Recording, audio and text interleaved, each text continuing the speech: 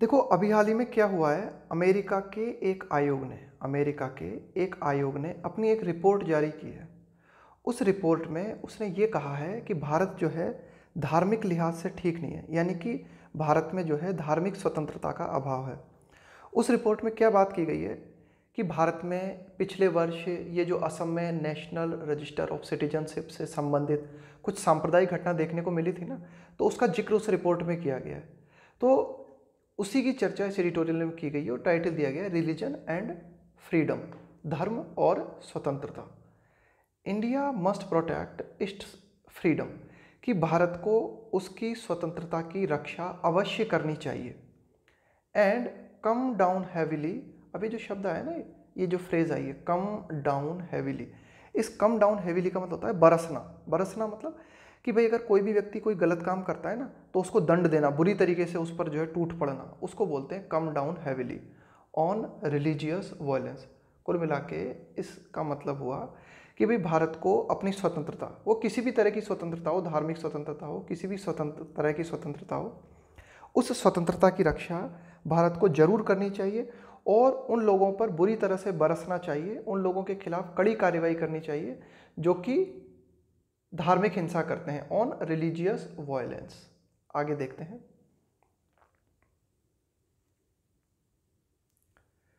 Religious freedom is of Paramount importance. ये जो Paramount शब्द है ना, इसका मतलब होता है सर्वोच्च, कि भाई धार्मिक स्वतंत्रता जो है उसका महत्व सर्वोच्च है। And not because it is about religion.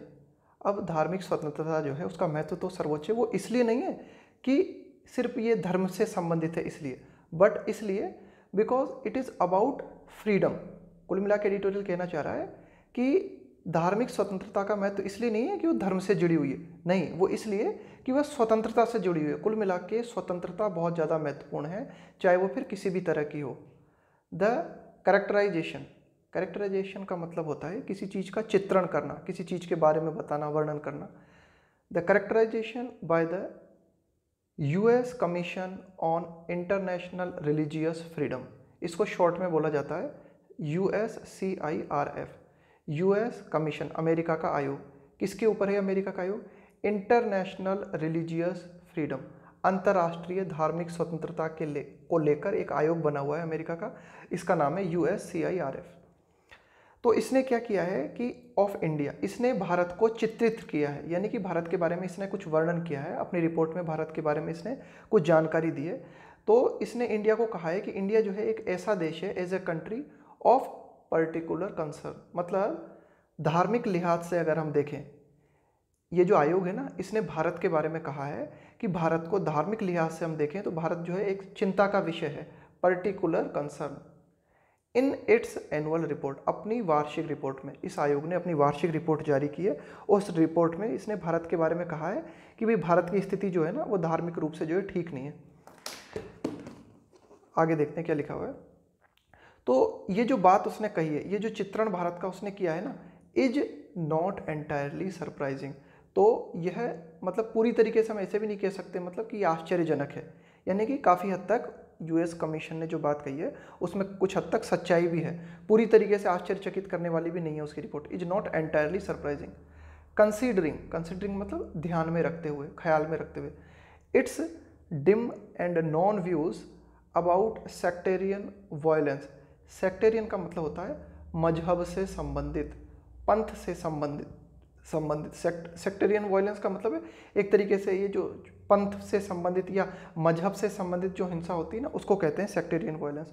And aggravating governmental measures over the last year. Aggravate, ये जो एग्रावेट शब्द है ना, इस एग्रावेट शब्द का मतलब होता है कि बुरी परिस्थिति को और ज़्यादा बिगाड़ देना। तो कुल मिला के एडिटोरियल ये कहना चाह रहा है कि भाई इस रिपोर्ट में जो बात कही गई है वो पूरी तरह से आश्चर्यजनक बात भी नहीं कही गई है, कुछ हद तक इस रिपोर्ट में ठीक भी है बातें, ध्यान में रखते हुए इन चीज़ों को अगर हम ध्यान में रखें, किन चीज़ों को हम ध्यान में रखें, कंसिडरिंग इट्स डिम, डिम का मतलब होता है मंद, एंड नॉन व्यूज़ मतलब कुछ ऐसे विचार अगर हम देखें ना कि क्या हमें देखने को मिले, अगर पिछले साल की अगर हम बात करें तो कुछ सेक्टेरियन वायलेंस है ना, कुछ मजहब से संबंधित हिंसा हमें देखने को मिली। और फिर जो सरकार ने मेजर्स, मेजर्स मतलब होता है उपाय, और फिर हिंसा को इस हिंसा को रोकने के लिए जो उपाय गवर्नमेंट ने अपनाए उन उपायों ने क्या किया, परिस्थिति को और ज़्यादा बिगाड़ दिया, एग्रावेट कर दिया परिस्थिति को, यानी कि हालातों को और ज़्यादा बिगाड़ देना, उसको बोलते हैं सिचुएशन को एग्रावेट कर देना। ओवर द लास्ट ईयर, पिछले साल की अगर हम बात करें तो पिछले साल भारत में ये जो कुछ हिंसा की वारदातें हुई मजहब से संबंधित, और सरकार ने जो उपाय अपनाए उन उपायों से जो है परिस्थिति और ज़्यादा बिगड़ गई। तो इन तथ्यों को अगर हम ख्याल में लें तो अमेरिका के ये आयोग ने जो रिपोर्ट दी है ना, उसमें काफ़ी हद तक, कुछ हद तक सच्चाई भी हमें देखने को मिलती है। आगे देखते हैं कि the Indian government not only repudiated the report but also ridiculed the USCIRF। अब देखो इस रिपोर्ट के बारे में भारत सरकार का क्या विचार है। भारत सरकार ने न केवल इस रिपोर्ट को नकार दिया है बल्कि USCIRF का मजाक भी उड़ाया है। The Indian government not only repudiate, ये जो रेपुडिएट शब्द है ना, इसका मतलब होता है स्वीकार ना करना, रिफ्यूज टू एक्सेप्ट, नकार देना रिफ्यूज को। मतलब भारत सरकार ने तो इस रिपोर्ट को खारिज कर दिया, नकार दिया है पूरी तरीके से, और इस रिपोर्ट को लेकर USCIRF का मजाक भी उड़ाया, रिडिक्यूल यानी मजाक उड़ाना, उपहास करना किसी का। द ऑटोनोमस, ऑटोनोमस मतलब बिल्कुल एकदम स्वायत्त, बिल्कुल एक तरीके से स्वतंत्र रूप से। By partition commissions influence, by partition, इस बाई पार्टीशन शब्द का मतलब होता है जिसे दोनों दलों का या फिर दोनों पक्षों का समर्थन प्राप्त हो। यानी कि अमेरिका में जो मेन पार्टीज है ना, दो मेन पार्टीज, डेमोक्रेटिक और रिपब्लिक, तो इन दोनों पार्टीज का इस आयोग को समर्थन प्राप्त है, और ये अपने आप में स्वायत्त बॉडी है, एक है ना, द ऑटोनोमस बॉडी है।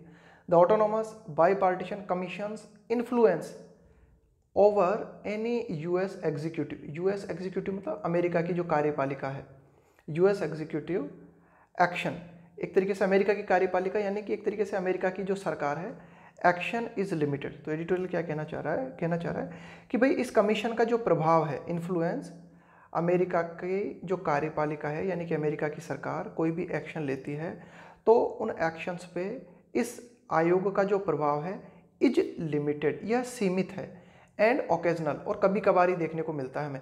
यानी कि ये जो कमीशन है ना USCIRF, इसका ज़्यादा प्रभाव अमेरिका की सरकार के ऊपर नहीं है, या फिर अमेरिका की जो कार्यपालिका जो कदम उठाती है उन कदमों पर ज़्यादा नियंत्रण इस आयोग का नहीं है। लेकिन बट इट्स प्रेजुम्पशन, प्रेजुम्पशन का मतलब होता है धारणा, किसी चीज़ को जब आप मान लेते हो ना उसको बोलते हैं presumption. But it's presumption of global authority appears amusingly expensive, but it's presumption of global authority, global authority मतलब कि भाई पूरा की पूरा, जिसे मतलब एक तरीके से कह सकते हैं हम कि भाई पूरा विश्व जिसको माने, पूरा विश्व जिसे स्वीकार करे कि हाँ भाई इसका भी कुछ महत्व है। तो but it's presumption of global authority appears amusingly expensive. अब देखो एडिटोरियल क्या कहना चाह रहा है, ये जो एक्सपेंसिव शब्द है ना, इस एक्सपेंसिव का मतलब होता है कवरिंग ए लार्ज एरिया, विस्तृत, और अम्यूजिंग का मतलब होता है काफ़ी मनोरंजक रूप से। तो एडिटोरियल यही कहता है कि भाई अगर ये जो आयोग है ना, इसको एक तरीके से ग्लोबल अथॉरिटी मानना, विस्तृत रूप से जो है ग्लोबल अथॉरिटी मानना एक तरीके से अच्छा, अम्यूजिंग प्रतीत होता है काफ़ी, मतलब इसकी धारणा जो है ना वो इतनी ज़्यादा लोगों के बीच में व्यापक रूप से बैठी हुई नहीं है। यानी कि सारे की सारे देश जो है वह इस आयोग को ग्लोबल अथॉरिटी के रूप में जो है स्वीकार नहीं करते। ये एडिटोरियल जो है यहाँ तक बात करना चाह रहा है कि बट इट्स प्रिजुम्पशन, कि भाई इस आयोग की जो धारणा है वह जो है विस्तृत रूप से पूरे की पूरे लोगों में जो है, मतलब एक तरीके से सब कंट्री जो है ना इसे ग्लोबल अथॉरिटी नहीं मानते। आगे देखते हैं कि वेदर और not the US government acts on it's recommendation. अब देखो इस आयोग ने तो अपनी बात कह दी कि अब अमेरिका की जो सरकार है वो इस आयोग की रिकमेंडेशन जो है, रिकमेंडेशन यानी सिफारिशें, इस आयोग ने जो सिफारिशें की हैं उन सिफारिशों पर अमेरिका की सरकार जो है एक्ट करती है या नहीं करती है। टू इम्पोज यानी लागू करना, टारगेटेड सैंक्शंस का मतलब होता है राजनीतिक प्रतिबंध, कि भाई एक देश जब किसी दूसरे देश पर किसी तरह के प्रतिबंध लगा देता है ना तो उनको बोलते हैं sanctions on Indian government agencies and officials depends on American strategic interest. तो अब अमेरिका इस आयोग की बात मानकर क्या भारत पर सैंक्शन लगाएगा, भारत पर प्रतिबंध लागू करेगा या नहीं करेगा, ये डिपेंड करता है on Indian government agencies and official, कि भाई भारत की जो एजेंसीज हैं या फिर भारत के जो अधिकारी वर्ग हैं इन पर क्या एक तरीके से अमेरिका जो है वो प्रतिबंध लगाएगा या नहीं लगाएगा, वो इस बात पर निर्भर करता है, depends on American strategic interest, कि भाई अमेरिका के ये जो इंटरेस्ट है ना, स्ट्रेटजिक इंटरेस्ट, कि भाई अमेरिका के जो भी गोल हैं, यहाँ पे स्ट्रेटजिक इंटरेस्ट का मतलब है कि भाई एक तरीके से अमेरिका के जो भी एम हैं, जो भी गोल है, जो भी प्लान है उसके, उन प्लान को, उन हितों को ध्यान में रखते हुए अमेरिका जो है कदम उठाएगा। यानी कि अमेरिका जो है इस आयोग की सिफारिशों को ज्यों का त्यों नहीं मान लेगा। अमेरिका देखेगा अपने स्वार्थों को, और जहां उसके स्वार्थ की पूर्ति होती नजर आएगी, जहां उसकी मतलब रणनीति सही बैठेगी, अमेरिका वैसा ही कदम उठाएगा। आगे देखते हैं।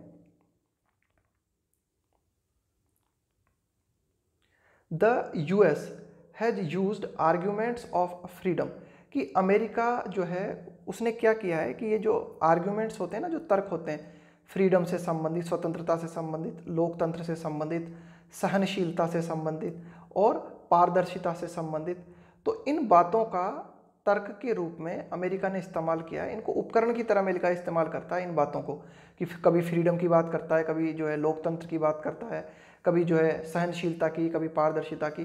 तो इन बातों की, तो यानी कि इन मुद्दों को जब उठाता है अमेरिका, तो इनको उपकरण की तरह इस्तेमाल करता है America as tools in its strategic pursuits.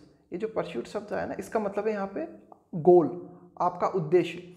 Strategic pursuit का मतलब है रणनीति से संबंधित गोल, यानी कि अमेरिका अपने हितों को देखता है, अपने प्लान को देखता है।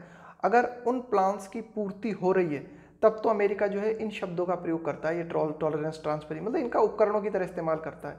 But there is no proof, लेकिन इस बात का हमारे पास कोई प्रूफ नहीं है, कोई सबूत नहीं है ऑफ एनी यूनिफॉर्म और predictable pattern of enforcement of such moral attributes, कि भाई ये जो मॉरल एट्रीब्यूट्स का मतलब होता है नीति से संबंधित गुण, एट्रीब्यूट का मतलब हो गया गुण।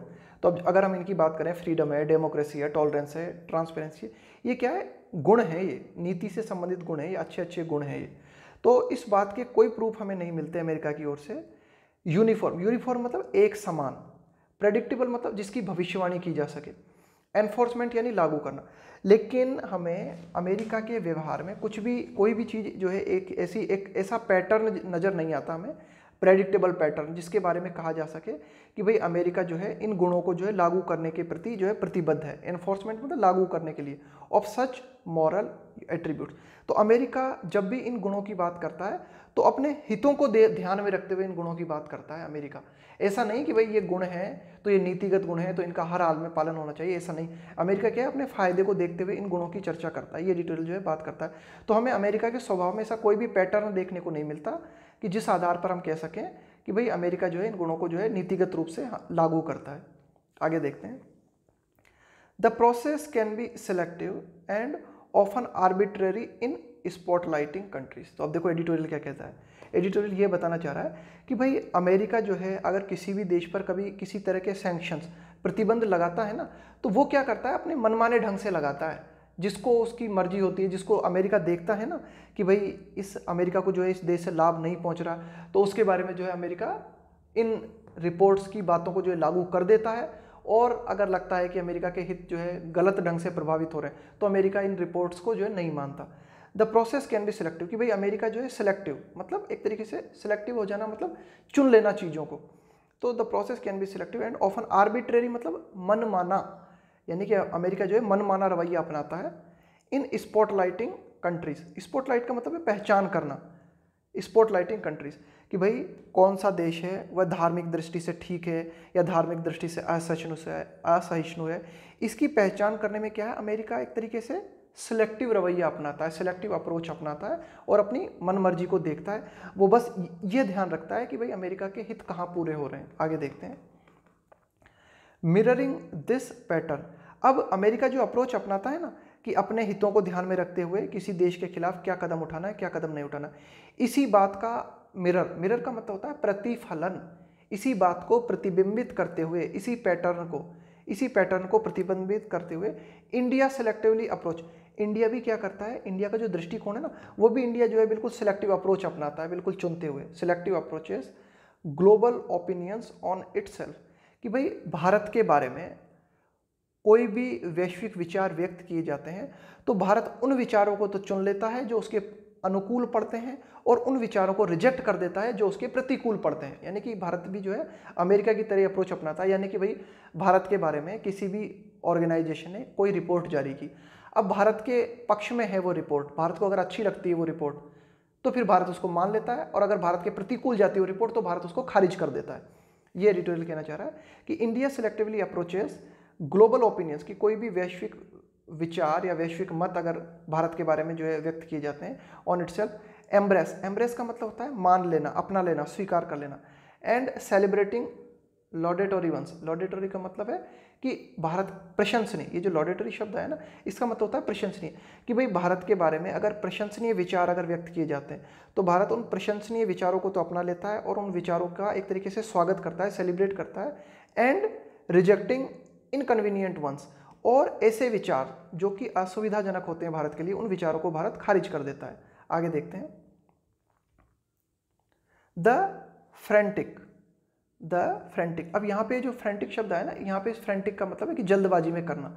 The frantic and relatively successful, और तुलनात्मक रूप से सफल एफर्ट्स, तो इसको यहाँ पे देखो सीधा, द फ्रेंटिक एफर्ट्स, कि भाई जो जल्दबाजी में जो प्रयास किए जाते हैं, to raise its ease of doing business ranking by the World Bank is a case in point. Editorial ये कहना चाहता है कि the frantic and relatively successful efforts to raise its ease of doing business, इसको ध्यान देखना, ये क्या दिया है, ease of doing business. Ease का मतलब होता है थोड़ा सा रिलैक्सेशन, थोड़ी सी छूट, थोड़ा सा आराम। Ease of doing business ranking by World Bank is a case in point. अब देखो वर्ल्ड बैंक के द्वारा क्या किया गया था, अभी हाल ही में एक रैंकिंग जारी की गई, वर्ल्ड बैंक के द्वारा एक रिपोर्ट जारी की गई, उसमें रैंक दी गई कंट्रीज़ को कि भाई कौन सा देश है वो बिजनेस करने के लिए अच्छी जगह है। ईज ऑफ डूइंग बिजनेस का मतलब है कि भाई कौन सा देश व्यापार करने में सहूलियत प्रदान करता है। तो वो जब रैंकिंग दी गई ना तो उसमें भारत की रैंकिंग अच्छी थी, तो भारत ने इस रिपोर्ट को आरामी से स्वीकार कर लिया, जल्द फटाफट स्वीकार कर लिया। ये एडिटोरियल कहना चाह रहा है कि ये देखो मतलब भारत भी क्या है, एक ऐसा रवैया अपनाता है कि भारत के अनुकूल कोई रिपोर्ट आती है तो उसको जल्दबाजी में तुरंत स्वीकार करता है, और अगर भारत के प्रतिकूल कोई रिपोर्ट आती है तो भारत उसको खारिज कर देता है। जैसे कि अमेरिका ने अभी हाल ही में रिपोर्ट थी ना भारत के बारे में, तो एकदम से भारत ने इसको खारिज कर दिया, इस रिपोर्ट को मानने से इनकार कर दिया। लेकिन जबकि ये जो वर्ल्ड बैंक है, जब इसने जो है कहा कि भाई जो है भारत की रैंकिंग के बारे में बात की कि भाई भारत की रैंकिंग जो है बिजनेस करने के लिए भारत अच्छा देश है, तो इस बात को जो भारत ने तुरंत स्वीकार कर लिया। तो इस पॉइंट का जिक्र करता है editorial. Many of these reports have a circulatory life, many of these report, कि भाई कई सारी जो बातें होती हैं ना, many of these reports have a circulatory life, तो ये जो रिपोर्ट्स होती हैं ये क्या करती हैं, एक तरीके से इनका जो जीवन है वो सर्कुलेटरी होता है। सर्कुलेटरी मतलब घूमने वाला, चारों ओर घूमने वाला, यानी कि ये रिपोर्ट जो है एक तरीके से काफ़ी हद तक देशों को प्रभावित करती हैं, इन रिपोर्ट का प्रभाव पड़ता है। आगे देखते हैं कि the USCIRF report quotes UN special reporter, कि भाई ये जो USCIRF ने अभी हाल ही में जो अपनी रिपोर्ट दी है उसमें हवाला दिया गया है, कोट्स, उसमें हवाला दिया गया कि इसका UN special reporter, UN special reporter, इस रिपोर्टर शब्द का मतलब होता है जो रिपोर्ट देता है, रिपोर्टर का मतलब होता है जो रिपोर्ट देता है, कि UN के जो स्पेशल रिपोर्ट देने वाले हैं। टू बटरस, इस बटरस शब्द का मतलब होता है एक तरीके से किसी चीज़ को पुष्ट करना, किसी चीज़ को सहारा देना, पुष्ट करना, कि भाई USCIRF ने अपनी बात को पुष्ट किया है, उनके जो ये रिपोर्ट देने वाले व्यक्ति हैं ना, उन रिपोर्ट देने वाले व्यक्ति का हवाला देते हुए USCIRF ने इस बात को मजबूती के साथ पेश किया है। इट्स पॉइंट, अपने पक्ष को जो है USCIRF ने मजबूती रखा है ऑन द डिस्क्रिमिनेटरी, डिस्क्रिमिनेटरी मतलब भेदभावपूर्ण, पक्षपातपूर्ण, आउटकम यानी नतीजा, of the national register of citizens इन असम, यानी कि इस रिपोर्ट में इसकी बात की गई है, किसकी बात की गई है, कि भाई ये जो नेशनल रजिस्टर ऑफ सिटीजन्स इन असम, कि भाई असम के संदर्भ में अगर हम बात करें तो ये जो नेशनल रजिस्टर ऑफ सिटीजन्स की बात आई थी, तो उसके जो नतीजे आए थे तो वे क्या थे, वे नतीजे जो थे वो भेदभावपूर्ण थे। तो इन बातों की चर्चा इस रिपोर्ट में जो है की गई है। आगे देखते हैं कि ओवरऑल, अगर फाइनली अगर हम बात करें, ओवरऑल अगर हम बात करें, such reports contribute to the construction of an image of a country. अब देखो इन रिपोर्ट्स का महत्व क्या है, कि इस तरह की जो रिपोर्ट्स आती हैं ना वो क्या करती हैं, वे योगदान देती हैं, ओवरऑल सच रिपोर्ट्स कंट्रीब्यूट, योगदान देती हैं to the construction of an image of a country, कि भाई किसी भी देश की इमेज को निर्मित करने में इस प्रकार की रिपोर्ट्स का महत्व होता है। And the Indian government is Cognizant, Cognizant का मतलब होता है मानना, किसी चीज़ को स्वीकार करना ना, किसी चीज़ को संज्ञान में लेना। And Indian government is Cognizant of this pattern, और भारत सरकार को ये बात अच्छी तरह से मालूम है कि भाई इस तरह की रिपोर्ट जो है वे किसी देश की इमेज को निर्मित करती हैं। इन मार्च क्या हुआ, मार्च में the Indian government told NITI Aayog to track 32 global indices and engage with the bodies. देखते हैं पूरा कि भाई मार्च में क्या हुआ कि जो भारत सरकार है उसने नीति आयोग को बताया, क्या बताया नीति आयोग को, टू ट्रैक मतलब पता लगाए कि भाई 32 ग्लोबल सूचकांक, कि भाई 32 ग्लोबल सूचकांक हैं, यानी कि 32 कुछ ऐसी बॉडीज़ हैं जो कि महत्वपूर्ण रिपोर्ट विश्व के बारे में जारी करती हैं। तो ये जो 32 ग्लोबल इंडाइसेस है ना, जो सूचकांक है, तो इन सूचकांकों का नीति आयोग से भारत सरकार ने कहा कि भाई ये जो 32 ग्लोबल सूचकांक है जो कि विभिन्न तरह की रिपोर्ट जारी करते हैं, इनके साथ जो है आप संलिप्त हो। एंगेज विद का मतलब है किसी के साथ में संलिप्त होना। Engage with the bodies that measure them, कि भाई वे इकाइयाँ जो कि इन ग्लोबल सूचकांकों को मापती हैं, इन रिपोर्ट्स को जारी करते हैं। तो इन रिपोर्ट के साथ क्या है कि भाई भारत ने नीति आयोग से कहा कि भाई नीति आयोग जो है आप जो है इनके साथ मिलो, है ना, इनको देखो कि भाई कहाँ से सूचकांक आते हैं, कौन सी बॉडीज इन सूचकांकों को देती है, to advance reform and growth, ताकि इन सूचकांकों के माध्यम से अगर आप मिलोगे इनसे, इन बॉडी से मिलोगे, तो जो है कुछ सुधार किया जा सकता है और कुछ वृद्धि की जा सकती है। कुल मिला के भारत ने कहा कि भाई देखो ये इन रिपोर्ट्स को देने वाला कौन है, और जो इन रिपोर्ट्स को देता है ना उनके साथ आप मिलो, और जो है क्योंकि आप अगर उनसे मिलोगे, उनका ध्यान रखोगे, थोड़ा बहुत देखोगे, तो जो है हम क्या कर सकते हैं, उसी आधार पर भारत में कुछ ग्रोथ कर सकते हैं और कुछ सुधार कर सकते हैं। आगे देखते हैं कि इंडिया एडवर्टाइजेस इटसेल्फ। अब देखो भारत जो है अपना प्रचार किस रूप में करता है, as a multi religious democracy. Bharat विश्व में अपना प्रचार जो है एक ऐसे लोकतंत्र के रूप में करता है जो कि मल्टी रिलीजियस है, यानी कि भारत विश्व को ये दिखाता है कि भाई भारत में हर धर्म को मानने वाले की स्वतंत्रता है। And as an adherent to, ये ध्यान रखना, एडेयर के बाद में अक्सर टू प्रीपोजिशन आता है, एडेयर टू। एडेयर टू का मतलब होता है सख्ती से पालन करना, किसी चीज़ को बिल्कुल सख्ती से मानना। And as an adherent to global norms of rule of law, कि भाई भारत जो है विश्व के सामने अपनी इमेज को इस तरह से दिखाता है कि भारत जो है ना वह मल्टी रिलीजियस कंट्री, यानी कि सभी धर्मों को मानने की भारत में स्वतंत्रता है। इसके अलावा भारत एक ऐसी कंट्री है जो कि विश्व ग्लोबल नॉर्म्स का मतलब होता है वैश्विक प्रावधान, कि भाई अंतर्राष्ट्रीय स्तर पर जो भी कानून होते हैं उन कानूनों का पालन जो है भारत सख्ती से करता है। ऐसी इमेज भारत विश्व के सामने अपनी प्रस्तुत करता है। क्यों प्रस्तुत करता है भारत ऐसी इमेज? भाई भारत ये बताता है कि भाई धार्मिक रूप से हम सहिष्णु हैं, इसके अलावा जो भी विश्व के पूरे कानून हैं उन कानूनों का पालन भारत करता है, तो ज़्यादा से ज़्यादा लोग जो है भारत में व्यापार करने के लिए प्रोत्साहित हों। इट ऑल्सो एस्पायर का मतलब होता है कि भाई ऐसी कामना करना, ऐसी इच्छा करना, ऐसे बनने की महत्वाकांक्षा रखना।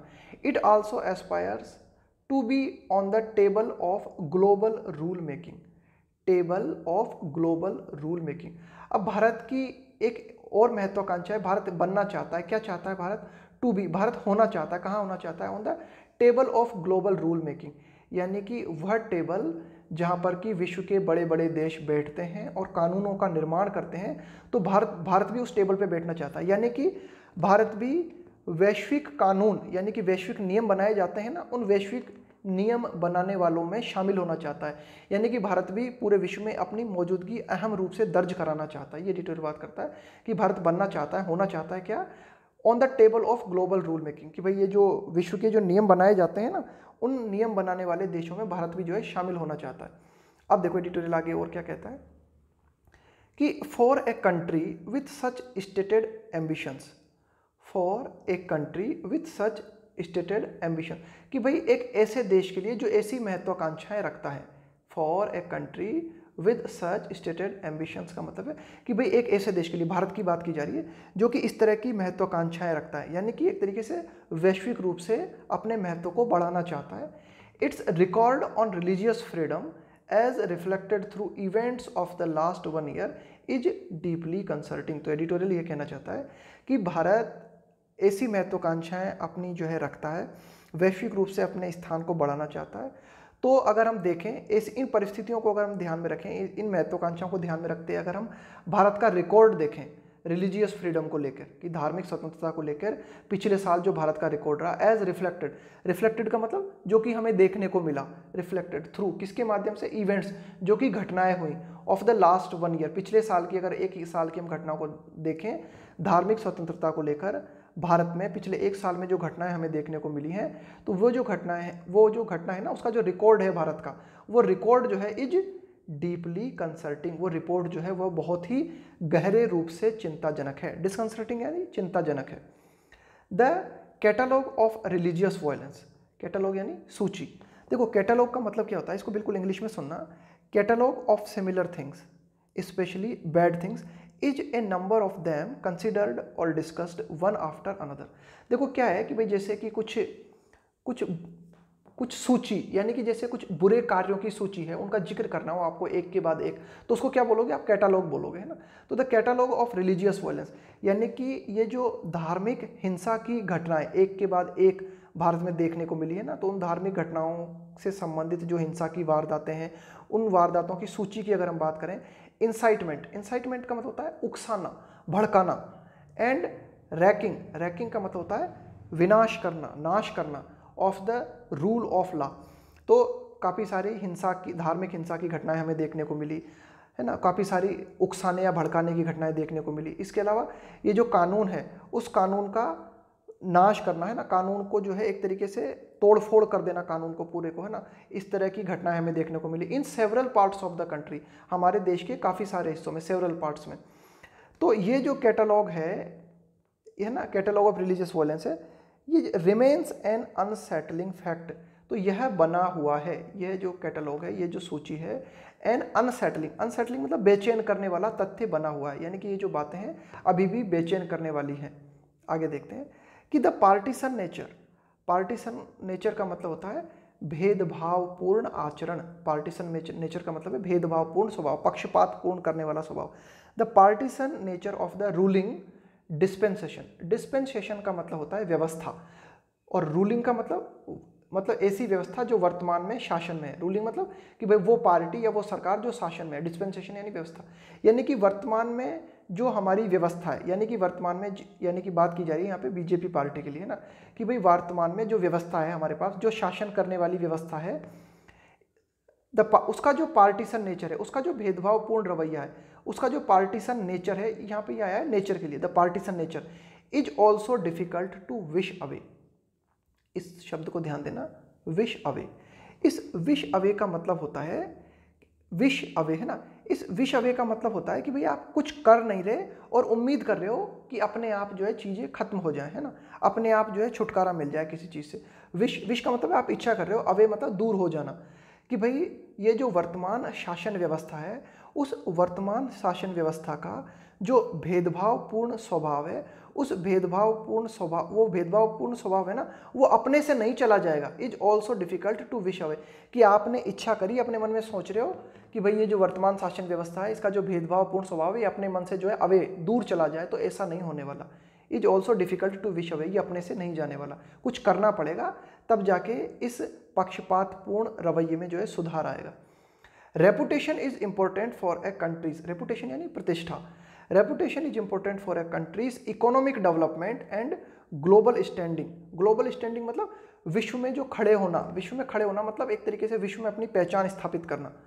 बट बियॉन्ड दैट इंस्ट्रूमेंटल, हाँ तो देखते हैं, रेपुटेशन इज इंपॉर्टेंट, भाई प्रतिष्ठा जो है किसी भी देश के लिए बहुत जरूरी है, उसके आर्थिक विकास के लिए, किसी भी देश के आर्थिक विकास के लिए जरूरी है कि उसकी प्रतिष्ठा जो है ना वैश्विक रूप से अच्छी होनी चाहिए। एंड ग्लोबल स्टैंडिंग मतलब विश्व में उसका स्थान जो है बहुत अच्छा होना चाहिए, वह किसी भी देश के आर्थिक गतिविधियों के लिए अच्छा होता है। And beyond that instrumental perspective का मतलब होता है एक तरीके से नजरिया। Rule of law and communal harmony are essential and beyond that instrumental perspective. तो डिटेल कहना चाह रहा है कि भाई रेपुटेशन तो महत्वपूर्ण है ही, प्रतिष्ठा तो जो है वो महत्वपूर्ण है ही, लेकिन अगर इसके परे जाके अगर हम बात करें, and beyond that instrumental perspective, यानी कि किसी भी देश के आर्थिक विकास में उस देश की रेपुटेशन जो है वो इंस्ट्रूमेंटल, एक उपकरण की तरह काम करती है। लेकिन ये तो ठीक है, लेकिन अगर इसके परे जाके बात करें, इस नज़रिए के अलावा अगर हम बात करें तो रूल ऑफ लॉ, कि भाई उस देश में कानून का शासन कितना है, कम्युनल हार्मोनी का मतलब है कि भाई लोगों के बीच में सांप्रदायिक मेलजोल कितना है, ये सारी बातें भी जरूरी हैं, are essential for any functioning democracy, कि भाई किसी भी लोकतंत्र के ठीक तरह से फंक्शन करने के लिए अन्य बातें भी जरूरी है। उन अन्य बातों में है कि कानून का शासन होना चाहिए, इसके अलावा सांप्रदायिक मेलजोल होना चाहिए। तो ये था हमारा आज का एडिटोरियल। वोकेब इसकी देख लें, सारी की सारी वोकेब हम इसकी पढ़ चुके हैं, तो सारी की सारी वोकेब मैं आपको समझा चुका हूँ। इस वोकेब का जो है PDF डिस्क्रिप्शन बॉक्स में है, तो वहाँ से जो है इस पूरे की पूरे PDF को आप डाउनलोड कर लें और एक बार जो है फिर से इस वोकेब का रिवीजन कर लें।